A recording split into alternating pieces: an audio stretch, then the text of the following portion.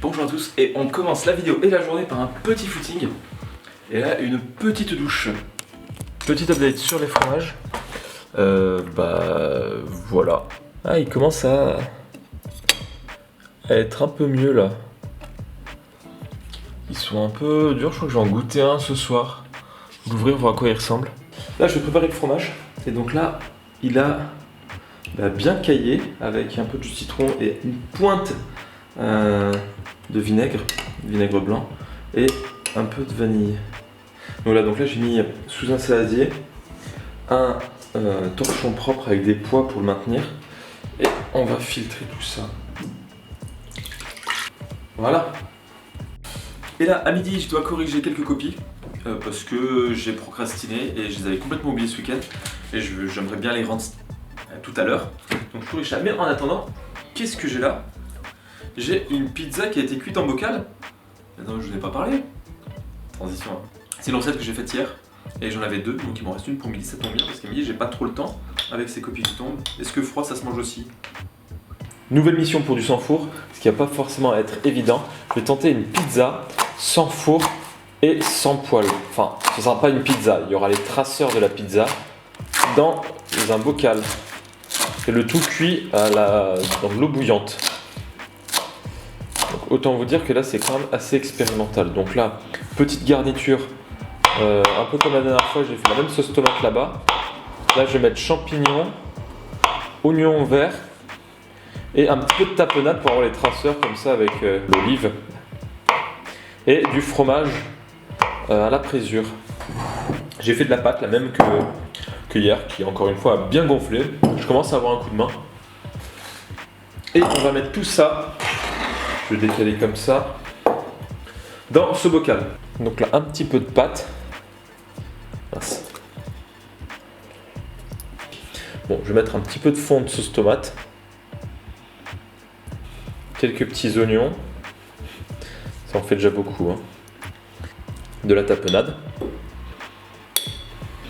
J'y crois de moi. Plus je la fais, plus moi j'y crois. C'est fou. Hein.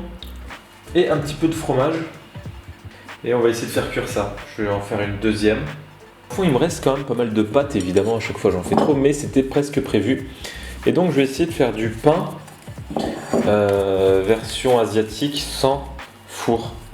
Donc là, je vais préparer les 3 petits pâtons. Et après, je vais les relaisser pousser pendant une quarantaine de minutes avant de les faire cuire à la vapeur dans ce cuit-vapeur en bambou. Voilà. Dans lequel j'ai mis du papier sulfurisé que je vais mettre au-dessus du feu de la cuisson des pizzas. Bon, voilà. Je pense que si la pâte est immergée, ça devrait plus ou moins suffire. Ensuite, grâce aux bocaux qui ne sont pas fermés, parce que je ne voudrais pas non plus risquer l'explosion, en espérant que la vapeur les cuise et qu'elle n'aille pas uniquement sur les bords. Et de 1 et de 2. Je pense qu'il y a beaucoup plus d'humidité qu'une pizza classique, un peu le but de la cuisson, enfin le but, mais le principe de la cuisson. Et à côté de ça, nous avons les petits pains cuits à la vapeur, un petit peu version Bambao nature, enfin pas fourré. Donc là, les petits pains vapeur.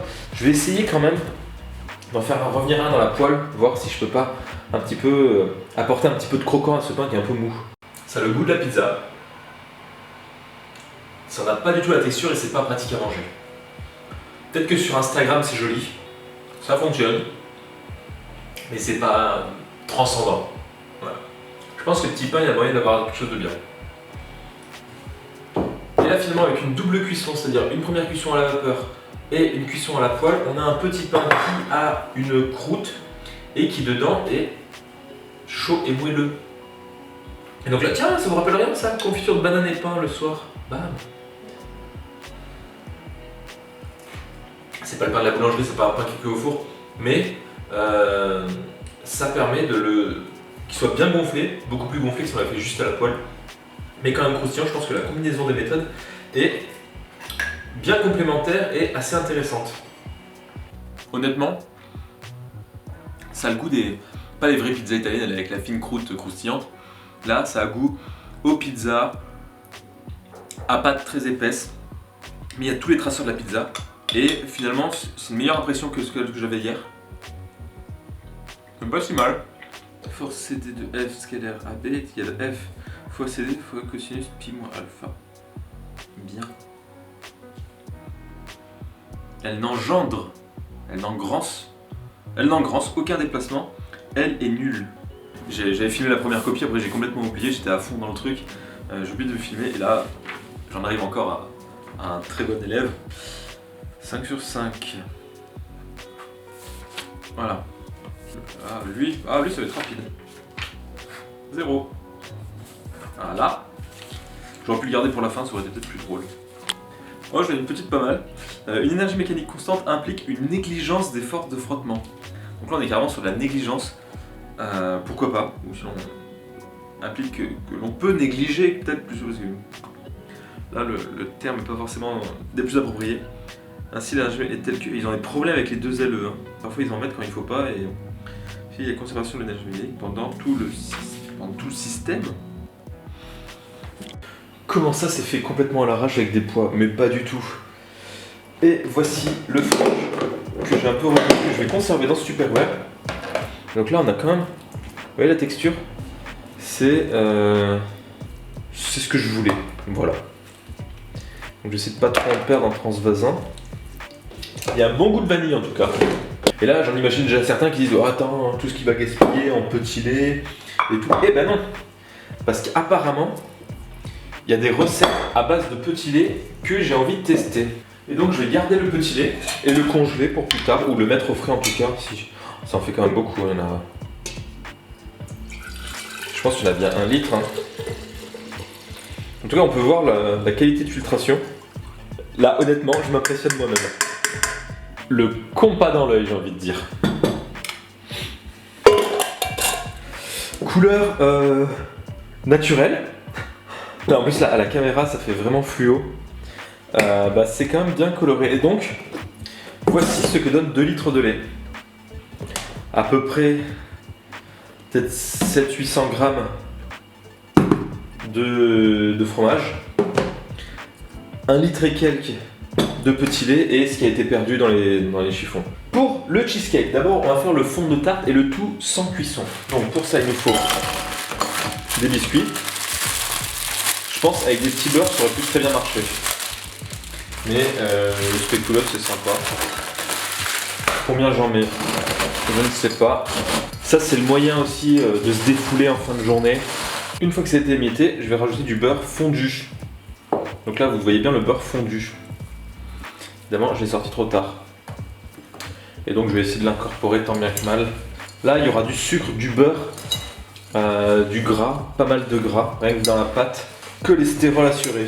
Bon, normalement, le sablé se fait que avec du beurre, mais j'en avais plus trop. Et puis, je me suis dit, c'est un peu trop riche. Ah, c'est froid. Donc, j'ai rajouté un peu de fromage blanc que j'avais sous la main. Et évidemment, la technique dans un sac de congélation est 1000 fois plus rapide. 1000 fois, ouais. Au moins 1000 fois. Forcément c'est bon hein. Bon il fait encore jour, là il est 6h30, il fait encore jour mais ça commence à un peu partir donc je vais bientôt allumer la lumière. Et donc là pour le fond de gâteau, rien de très compliqué. Sur un fond de papier sulfurisé quand même, comme ça je pourrais le sortir et ne pas découper dans le moule. Le mieux ce serait d'avoir les moules où on peut soulever par en dessous avec des rebords assez hauts. Mais bon. Comme si j'avais tous les ustensiles nécessaires. Bon, maintenant que ça c'est prêt, on va s'attaquer à la réalisation du côté cheese de cheesecake quoi. Et donc là c'est clairement à ce moment qu'on ne va pas compter les calories, déjà que. Et donc le fromage fait maison, on voit la consistance. Là autant vous dire que je suis quand même refait. Ensuite, du lait concentré sucré. Sachant que j'avais déjà ouvert un pot pour faire mon test la dernière fois. Et donc j'avais mis dans un Tupperware. Et donc, je crois que le cheesecake c'est typiquement le dessert américain par excellence d'après les clichés qu'on en a. Vraiment là... Et encore là c'est la version faux cheesecake. Quoi. Et on va essayer de fouetter ça pour éventuellement incorporer un petit peu d'air. En tout cas bien lisser. pour pas avoir des grumeaux, parce que dans le fromage il y avait quand même quelques grumeaux. On va essayer de détruire tout ça. En tout cas c'est épais. Hein. Pour rajouter un petit goût acide, un petit goût de citron, je vais mettre de l'huile essentielle de citron. Voilà, comme ça, 4 gouttes. Mettre un peu plus de vanille, même s'il y en a déjà. C'est à la fois pour le goût, mais aussi pour la couleur. C'est sympa. Donc là, philosophiquement parlant, je pense qu'il y a beaucoup de personnes qui peuvent être un petit peu, pas choquées, mais interpellées par cette recette. À la fois si peu light et avec énormément de lactose. Donc là je vais globalement garder cette recette nature. Donc vanille, vanille citron. Et je vais quand même faire un petit coulis de fruits rouges à côté. Hein. Et donc là je vais mettre à prendre dans le frigo en espérant que ça prenne. Apparemment ça devrait prendre d'après ce que j'ai vu sur internet. Ah c'est bon. Allez au frigo. Pour un coulis de fruits rouges il nous faut des fruits rouges. Un peu de sucre. Je vais pas en mettre trop, sachant que tout le reste est quand même assez sucré. Et là, je vais faire chauffer à feu doux. Je sais que ça est bien compoté. Là, je vais au lycée et j'ai le cheesecake ici dans le sac avec le coulis à côté. J'espère qu'il sera bon et qu'il est bien figé.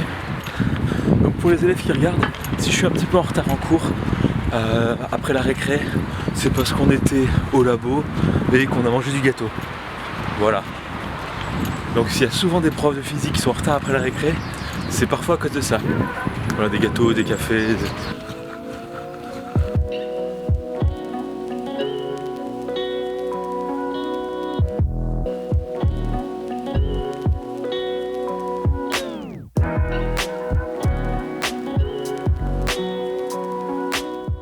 À midi, qu'avons-nous?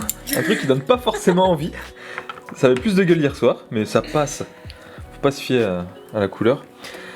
Carottes, sauce et le fromage, qui est plutôt pas mal, on verra tout à l'heure. Ça fait bizarre quand même de se parler comme ça avec quelqu'un à côté qui est en gros mis un petit peu à côté. Bref, soit.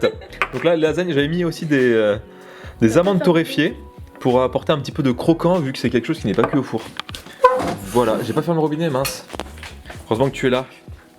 Donc là, on en a mangé à la récré, c'était quoi? C'était 10h. Ouais. Là, il est bientôt 13h.